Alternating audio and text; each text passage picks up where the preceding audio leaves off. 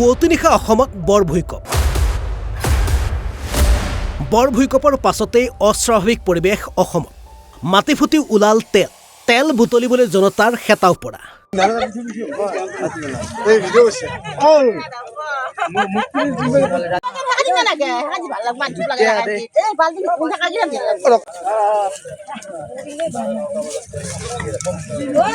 সোমবাৰে পুৱতি নিশা ৰাজ্য জোকাৰি গ'ল এক বৃহৎ ভূমিকম্পই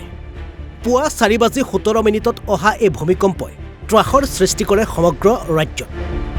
5.6 ৰিক্টাৰ স্কেলৰ এই ভূমিকম্পৰ পাছতে ৰাজ্যৰ বহু ঠাইত দেখা পোৱা গৈছে ইয়াৰ পাৰ্শ্বক্ৰিয়া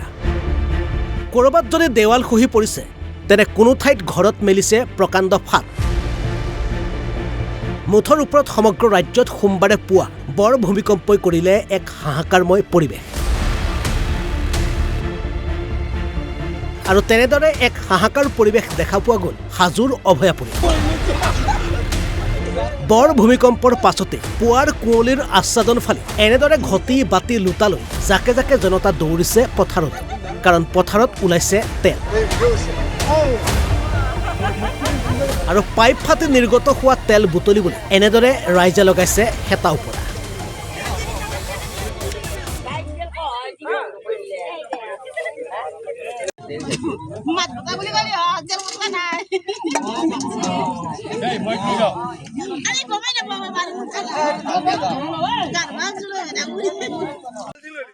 মানে এতিয়া চবেই তেল নি আছে এতিয়া কেনেকৈ ৰাখি ৰাতি ভূমিকম্পতে ফাটিল নে পাব্লিকে নিলে ময়ো নিব আহিছো আৰু সেনেকুৱা আৰু ৰাইজে অকণমান মানুহ দেখাই গৈছে যে বাল্টি ভৰ্তি কৰি দি আছে কি লৈ আছে আপোনালোকে মই এতিয়া ডিজেল লৈ আছো কেনেকৈ ফাটিল যে গম পোৱা নাই আৰু কোনোবা চোৰে ফাটিলে না ভূমিকম্পতে ফাটিলে আপুনি কেতিয়া গম পালে মই এতিয়া গম পাইছো বেছি দেৰি হোৱা নাই মই 5 মিনিট 10 মিনিট তেল নিব আহিছে গেলান আছো বটল আছো তেনেকুৱা আৰু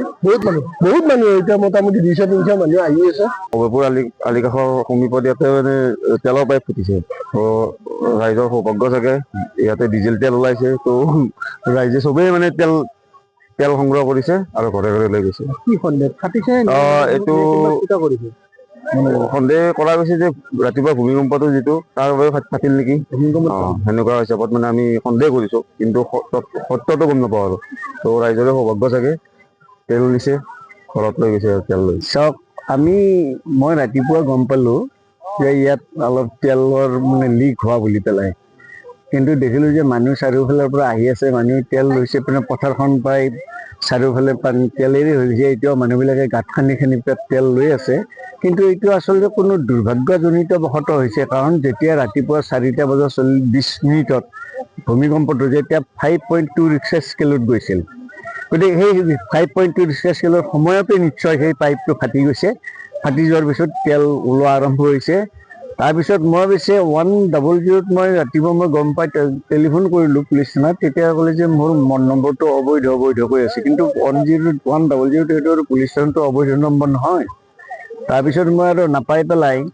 মই তেতিয়া উপায় নাপাই মই কি কৰিম তেতিয়া মই একো উপায় নাপাই হ'লেও ওচৰতে এজন ল'ৰা ক'লে যে যিকোনো প্ৰকাৰে কাৰোবাৰ পুলিচ থানাতে খবৰটো দিয়ক যাতে কামটো এইটো কিবা যিকোনো প্ৰকাৰে ফায়াৰ ব্ৰিগেড টাইপৰ প্ৰয়োজন হ'ব পাৰে গতিকে এইখিনি কাম আপোনালোকে কৰক যেনে কৰি যাতে অসুবিধা যাতে নহয় সমস্যা যাতে নহয় এতিয়া আমি দেখিছোঁ তেলটো বন্ধ হৈছে তেল হয়তো নিশ্চয়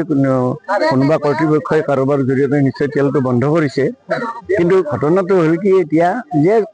কোনোবা মানুহ লৈ আছে এইবিলাক যিবিলাক মাটিৰ ভিতৰত সোমাই গৈছে